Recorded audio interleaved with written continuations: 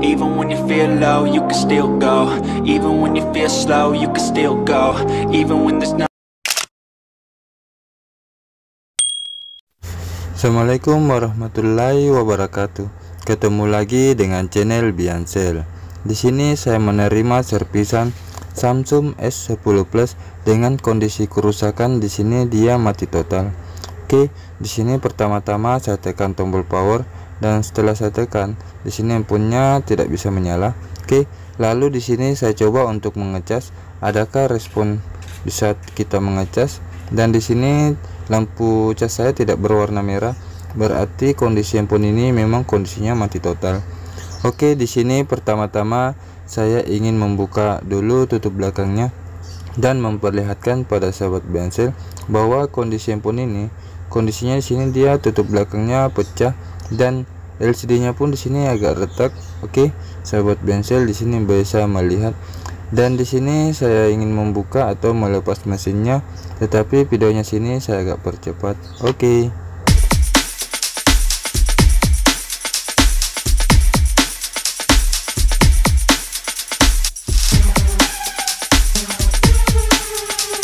Setelah tutup belakangnya terbuka, lalu di sini saya ingin mengecek terlebih dahulu tegangan di Samsung S10 Plus ini menggunakan power supply.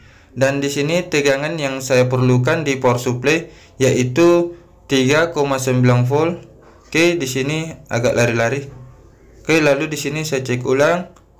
Ya, di sini 3,9 volt yang saya gunakan untuk mengecek tegangan di Samsung S10 Plus ini. Dan kabel merah ini saya jepitkan di pinset. Oke, di sini saya jepitkan di pinset, lalu saya letakkan di daerah konektor baterai atau di daerah pivot, dan untuk ground di sini saya letakkan di besi atau ground. Setelah saya letakkan di konektor baterai jarum merah, di sini jarum ampere saya naik sekitar 3 garis. Berarti untuk kondisi Samsung S10 Plus ini, di sini dia korslet atau short. Oke, di sini jarum ampere saya sudah naik. Berarti untuk kondisi Samsung S10 Plus ini dia handphonenya short atau korslet. Dan saya coba cari di kapasitor yang mengeluarkan tegangan pivot, di sini juga tidak ada. Oke, di sini juga tidak ada. Dan di sini kosong juga. Saya coba di sini langsung memberikan tegangan pivot atau kabel merah saya letakkan di kapasitor yang mengeluarkan 4 volt. Lalu di sini handphonenya korslet karena jarum power supply saya sini langsung mentok. Oke, di sini saya turunkan dulu tegangan di power supply saya. Di sini dia bisa mendeteksi sampai hanya 6 ampere. Oke, lalu di sini saya coba meraba di daerah manakah yang terletak short di Samsung S10 Plus ini. Oke, di sini kemungkinan agak susah. Dan di sini saya ingin membuka dulu mesinnya, tetapi di sini saya agak percepat untuk cara melepas mesinnya.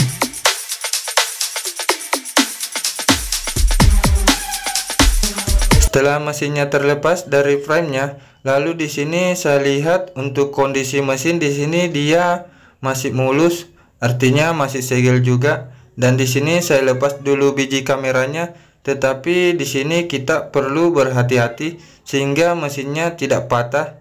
Oke, karena di sini kameranya memakai lem double tip. Dan di sini saya ingin mengecek tegangannya di daerah IC Power Max. Adakah keluar tegangan pivot atau 4 volt di daerah IC Power Max? Tetapi videonya sini saya agak percepat.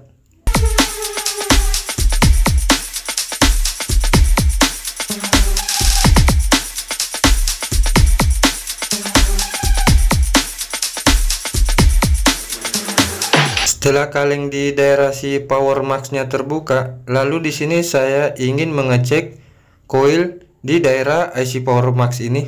Oke, di sini kabel hitam saya letakkan di slot SIM, dan untuk jarum merah di sini di coil atas short. Tetapi di kaki bawahnya di sini dia tidak mendeteksi short. Oke, sahabat Biansel bisa melihat. Dan di sini saya ingin melepas koilnya sehingga lebih mudah di saat saya ingin mengetahui letak yang short di Samsung S10 Plus ini. Dan di sini saya ingin melepas dulu koilnya ini, tetapi di sini videonya saya agak percepat sehingga tidak memakan waktu lebih lama.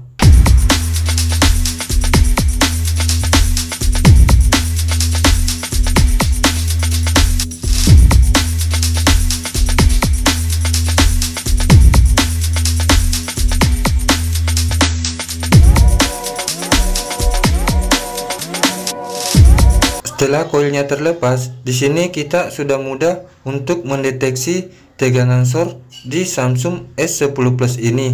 Oke, di sini saya ingin menggunakan power supply kembali, tetapi di sini saya masih menggunakan tegangan yaitu 0,6, ingin mendeteksi tegangan short di Samsung S10 Plus ini. Oke, di sini untuk kabel merah saya jepitkan lagi di pinset, lalu untuk kabel hitam di sini di slot sin, dan di sini saya coba di kaki bawah koil di sini dia tidak short. Oke, sedangkan di kaki atas sini dia short. Saya ulangi lagi, di sini tidak dan di sini short. Oke, sahabat Biancel sudah melihat bahwa saya letakkan jarum merah saya di bagian kaki koil yang bawah dia tidak short, sedangkan yang di atas short. Di sini saya sudah mudah untuk mencari tahu letak yang short ini, yaitu terletak di daerah atas bukan di bawah, karena kaki koil bagian bawah saya berikan dia tidak mendeteksi short di power supply saya. Dan di sini saya coba ingin mengecek atau meyakinkan diri saya bahwa apakah memang letak short ini terletak di daerah atas atau di daerah bawah. Oke, di sini saya coba menggunakan tegangan 4 volt.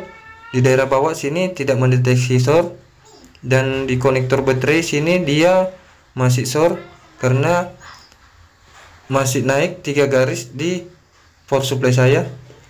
Dan sini saya perhatikan tidak ada yang mencurigakan di daerah atas, dan di sini saya coba lagi memberikan 4 volt di daerah bawah sini tidak short, sedangkan di atas di sini short, artinya korslet. Berarti saya sudah yakin bahwa letak yang short ini tidak ada bagian di bawah tetapi di bagian atas mesin. Oke, di sini saya kembali ke 0,7, ingin meyakinkan diri saya letak short ini ada di daerah atas. Oke, saya pindahkan dulu kabel hitam di bagian bawah, dan di sini saya pegang mesin bagian atas dan meraba-raba. Di sini masih belum ada yang terasa hangat atau yang menggigit-gigit saya. Dan di sini saya terus ingin meyakinkan diri saya di daerah manakah yang terasa hangat, tetapi masih belum bisa mendeteksi dikarenakan jarum ampere atau power supply yang saya gunakan di sini tegangannya cuma 0,7. Kemungkinan di sini saya harus menggunakan senjata pamungkas saya, yaitu pencabut kanker di Samsung S10 Plus ini, yaitu berupa shotgun 5,2 pelurunya, yaitu di sini adalah MBR yang saya ingin gunakan sehingga penyakit kanker atau penyebab almarhumnya S10 Plus ini dia bisa terdeteksi. Oke, inilah shotgun saya berupa MBR 5,2 ampere. Oke, di sini saya ingin menembak penyebab almarhumnya Samsung S10 Plus ini. Oke, di sini kabel putih saya jepitkan di ground, lalu untuk kabel merah di sini saya letakkan di daerah kaki koil bagian atas, dan di sini sudah ada terasa yang menggigit atau yang hangat-hangat. Oke, di sini di daerah IC kamera ada yang terasa menggigit atau hangat.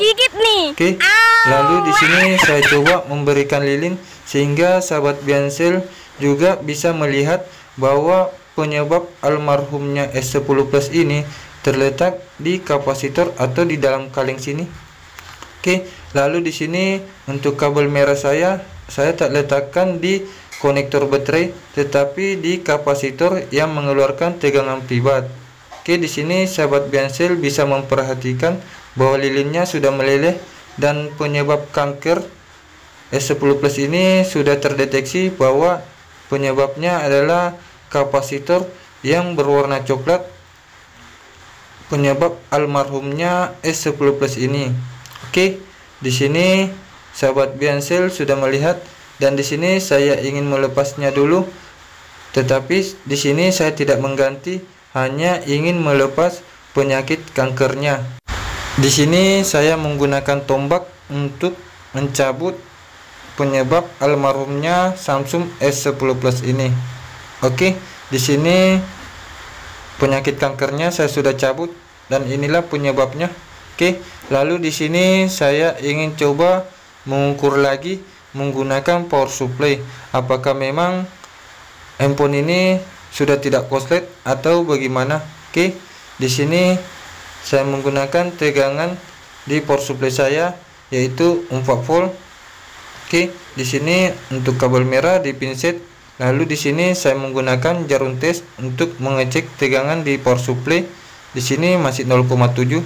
Oke, saya setel sampai 4 volt atau 41 juga bisa. Lalu di sini saya kembali meletakkannya kabel hitam di ground bagian bawah, dan untuk pinset sini atau jarum kabel merah sini saya letakkan di konektor baterai. Dan di sini saya cek, di sini masih short. Artinya masih adakah kanker yang satu atau penyebabnya yang lain? Oke, lalu sini dia masih short. Oke, di sini saya perhatikan dulu di daerah bawah. Saya coba menggunakan lilin lagi, ingin melihat apakah IC-nya di sini juga dia terkena kanker atau bagaimana. Oke, dan di sini saya cek ulang menggunakan power supply bertenaga 4 volt. Oke, di sini dia sudah tidak short di daerah coil atau di daerah IC Power Max ini dia tidak short. Oke, di sini saya coba lagi di daerah konektor baterai, ternyata di sini sudah tidak short. Oke, sahabat Biansel bisa melihat bahwa jarum ampere saya sudah tidak naik, artinya handphone ini sudah sembuh dari penyakitnya. Dan di sini saya ingin memasang coil di daerah IC Power Max ini, tetapi untuk coilnya sini sudah tidak bisa terpasang karena kan kakinya sudah hilang satu. Dan di sini saya ingin memasang coilnya, tetapi videonya sini saya agak percepat sehingga tidak memakan waktu lebih banyak. Oke.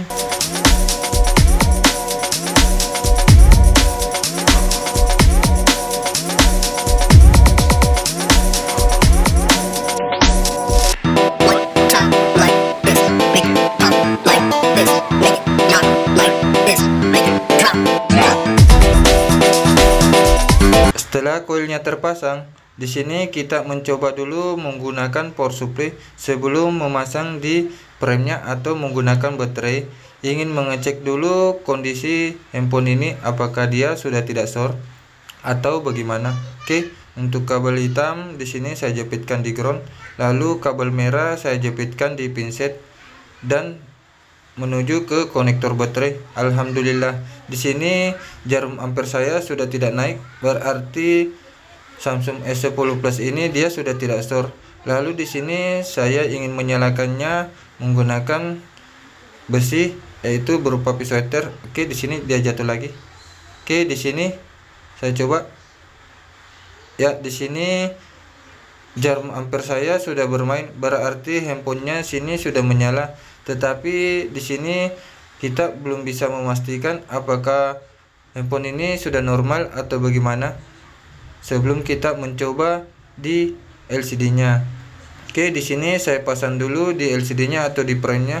Dan di sini apabila kita memasang mesin atau melepas mesinnya, di sini kita perlu berlahan-lahan bagian bawah karena PCB bagian bawah di sini agak tipis sehingga tidak menyebabkan patah mesin bagian bawah. Oke, di sini sahabat Bianser agak sabar untuk melihat hasilnya. Begitu pula saya. Oke, di sini saya pasang dulu semuanya dan baterai juga di sini. Oke, di sini setelah kita pasang mesinnya di frame-nya atau LCD-nya, terlebih dahulu kita di sini mengecek kondisi baterainya, apakah dia ada isinya atau bagaimana. Oke, di sini cara saya ingin mengecek kapasitas baterai. Di sini untuk kabel hitam di ground, lalu untuk kabel merah di sini di kapasitor yang mengeluarkan tegangan pibat. Oke, di sini saya cek isi baterainya sini agaknya kosong karena jarum ampere saya sudah full naik dan jarum full cuma menuju ke 3 volt. Artinya isi baterai ini tidak sampai 3,7 atau 4 volt. Beginilah cara saya mengisi baterai di mesin handphone dan tidak menjepit di fleksibel baterai apabila baterainya lowbat sekali. Di sini saya cuma memasang di mesin, lalu kabel hitam di ground dan kabel merah di kapasitor yang mengeluarkan tegangan pibat. Oke, di sini kita tunggu sampai baterainya bisa mengisi sampai 3,7 volt atau sampai 4 volt. Oke, di sini kita agak bersabar. Apabila jarum ampernya sudah turun, di sini kita bisa menaikkan atau mensetel kembali sehingga dia lebih cepat lagi mengisi. Dan di sini baterainya sudah terisi sekitar 3,5 volt. Oke, di sini kita putar lagi dan di sini baterainya sudah terisi 3,6 volt. Oke, di sini kita masih sabar dan beginilah cara saya mengisi baterai di mesin handphone.